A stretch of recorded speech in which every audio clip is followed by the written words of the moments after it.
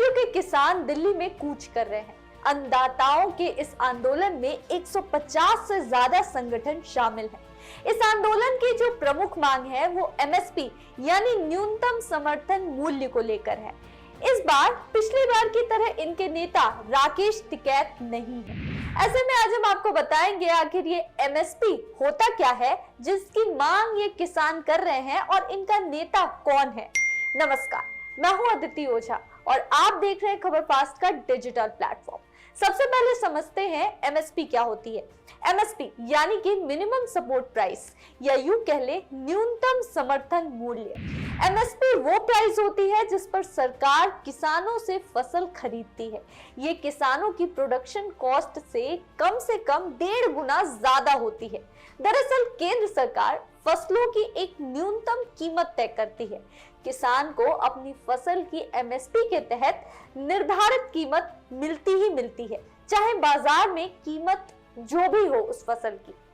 मान लीजिए कि अगर कोई फसल है उसकी कीमत सरकार ने 30 रुपए तय की है, तो चाहे वो फसल बाजार में 25 रुपए में बिक रही हो तो भी किसानों को 30 रुपए सरकार देगी। लेकिन केंद्र सरकार हर फसल पर एमएसपी नहीं देती है। कितने फसलों पर दी जाती है एमएसपी? फिलहाल कुल 23 फसलों पर एमएसपी दी जाती है। इन फसलों को मैंडेटेड क्रॉप्स की कैटेगरी में रखा गया है, जिसमें 14 खरीफ फसलें, 6 रबी फसलें और 2 अन्य कमर्शियल क्रॉप्स शामिल है। इन फसलों के अलावा गन्ने के लिए उचित और लाभकारी मूल्य की सिफारिश की जाती है। कौन कर रहा है नेतृत्व? अब बात करें इस बार किसानों के नेता की, तो जहां 2020-21 में जो किसान आंदोलन हुआ था उसकी अगुवाई राकेश टिकैत और गुरनाम सिंह चनूनी ने की थी, तो वहीं इस बार टिकैत और चनूनी दोनों ही आंदोलन में शामिल नहीं हैं। इस बार पंजाब के किसान नेता जगजीत सिंह डिल्लेवाल और सरबंस सिंह पंडेर इस आंदोलन की अगुवाई कर रहे हैं।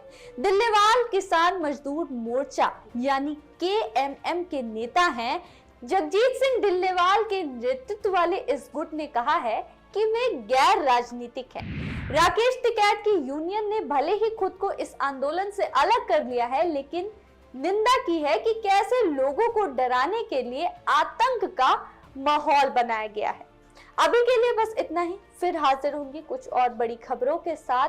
तब तक जुड़े रहे हमारे साथ और देखते रहे खबर फास्ट का डिजिटल प्लेटफॉर्म। नमस्कार।